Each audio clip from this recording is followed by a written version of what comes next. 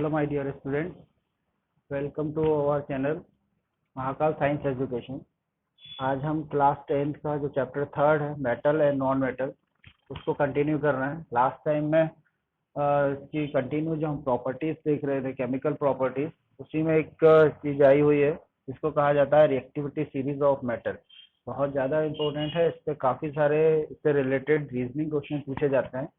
तो यहाँ हम आज बात करेंगे रिएक्टिविटी सीरीज ऑफ मेटल्स की। तो जनरली जो रिएक्टिविटी सीरीज जो होती है वो डिपेंड करती है कि जो मेटल्स होते हैं वो इलेक्ट्रॉन लूज करके आज जो पॉजिटिव आयन में जो कन्वर्ट होते हैं, तो जितने ज़्यादा नंबर ऑफ पॉजिटिव आयन वो रिलीज करते हैं उतने ही ज़्यादा वो क्या होते हैं, एक्टिव इन नेचर होते हैं।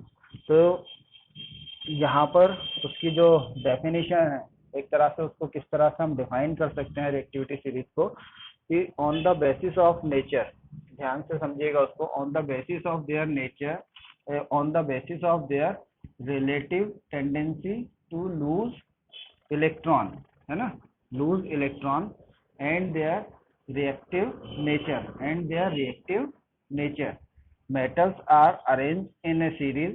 This series is known as activity series और reactivity series of metals.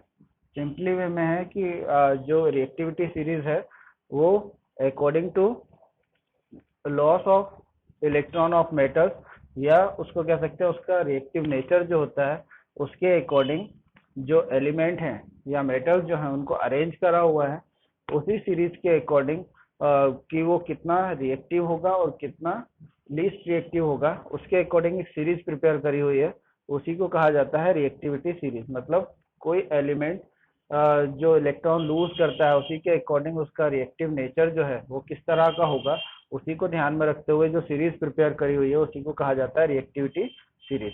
अब इस रिएक्टिविटी सीरीज में खास चीज क्या होती है कि जो हाइड्रोजन है पीरियोडिक टेबल में, हाइड्रोजन जो है, क्योंकि वो जो हाइड्रोजन है वो नॉन मेटेलिक इन नेचर होता है, नॉन मेटेलिक होता है उसकी प्रॉपर्टी जो होती है, और उसका जो नेचर होता है वो क्या होता है, इलेक्ट्रोपॉजिटिव नेचर होता है ना। तो उसी चीज को ध्यान में रखते हुए, मतलब हाइड्रोजन को ध्यान में रखते हुए, जो एलिमेंट हाइड्रोजन के ऊपर हैं, सीरीज में हाइड्रोजन के ऊपर हैं, वो क्या होते हैं, ज्यादा रिएक्टिव एलिमेंट होते हैं, ज्यादा रिएक्टिव मेटल्स हैं। और इसी तरह से जो हाइड्रोजन के नीचे प्लेस जो हैं मेटल्स, वो लीस्ट रिएक्टिव मेटल्स कहलाते हैं। ठीक है, अब यहाँ पर इसको एक बार फिर से बता देता हूँ कि on the basis of their relative tendency to lose electron, to loss या lose electron and their reactive nature, metals are arranged in a series. This series is known as activity और reactivity series. इसी series को क्या कहा जाता है, activity या reactivity series. The metals that place above hydrogen, जो कि हाइड्रोजन के ऊपर जो मेटल्स हैं, are called most reactive element, and the metals that are place below hydrogen, मतलब हाइड्रोजन के जो नीचे हैं, are called least reactive element. ठीक है, तो ये डिफाइन करा हुआ है रिएक्टिविटी सीरीज को। अब हम देख लेते हैं कि वो रिएक्टिविटी सीरीज जिसमें ये बात करी हुई है वो किस तरह की होती है या उसको किस तरह से बनाया हुआ है। तो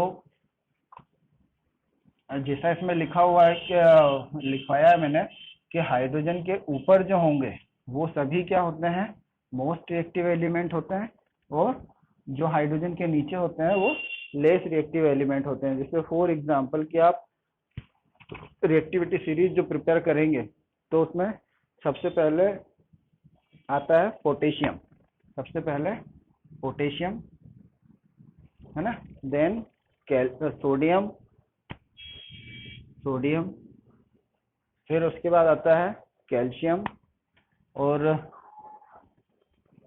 calcium, and then magnesium, aluminium, zinc, magnesium, aluminium, zinc, iron, tin, lead, iron, tin,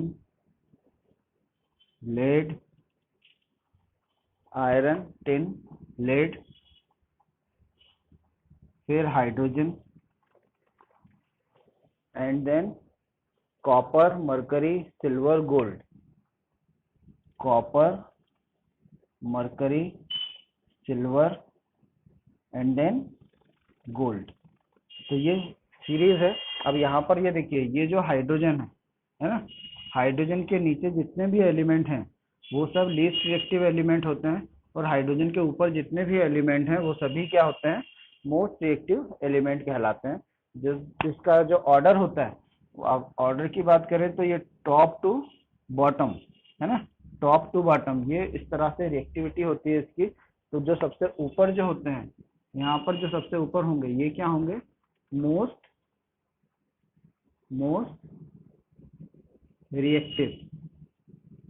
reactive metal, और जो नीचे होंगे वो क्या होंगे, लीस्ट रिएक्टिव मेटल। यहाँ लिख देता हूँ, लीस्ट रिएक्टिव मेटल। ठीक है। अब देखो, अब यहाँ पर जो अगर रेफरेंस अपन हाइड्रोजन का लें है ना, तो these metals are more reactive than hydrogen है ना। तो यहाँ पर अगर ये इनकी बात करें है ना, तो यहाँ पर क्या है, ये हाइड्रोजन है। तो ये जो मेटल है, these metals are more reactive than hydrogen, more reactive than hydrogen. कि ये जो एलिमेंट है, मेटल जो हैं जितने भी, ये सभी क्या है, हाइड्रोजन से ज़्यादा रिएक्टिव हैं। और यहाँ पर इनकी अगर बात करते हैं जो हाइड्रोजन के नीचे हैं, तो ये एलिमेंट जो है ये क्या है, these metals are less reactive than hydrogen है ना। तो यहाँ पर लिख देता हूँ इसको, दीज मेटल्स आर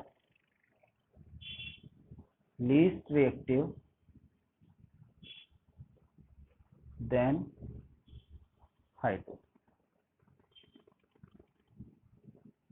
ठीक है। तो ये जो है पूरी सीरीज है ये, इसमें आपको ये ध्यान में रखना है, इसका रेफरेंस लिया हुआ है। जो हाइड्रोजन जो होता है ये एक तरह का क्या है, हाइड्रोजन नॉन मेटेलिक होता है। इसकी जो प्रॉपर्टी होती है वो क्या होती है, ये नॉन मेटेलिक होता है ना, नॉन मेटेलिक होता है। और इसका जो नेचर होता है वो इलेक्ट्रोपॉजिटिव नेचर होता है, इलेक्ट्रोपॉजिटिव नेचर। अब इसी का रेफरेंस लिया हुआ है कि इसके ऊपर जितने भी एलिमेंट हैं वो सभी क्या होते हैं, हाईली रिएक्टिव होते हैं, और इसके नीचे जितने एलिमेंट होते हैं वो लो रिएक्टिव एलिमेंट होते हैं। तो ये थी एक रिएक्टिविटी सीरीज ऑफ मेटल। बहुत ज़्यादा इसको आपको ध्यान में रखना है कि इस पे बहुत ज़्यादा रीजनिंग क्वेश्चन पूछे जाते हैं।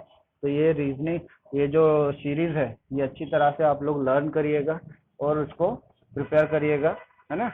मैंने आप जितना भी लिखवाया उसको अच्छी तरह से आप नोट डाउन कर लीजिएगा, नोट्स प्रिपेयर कर लीजिएगा।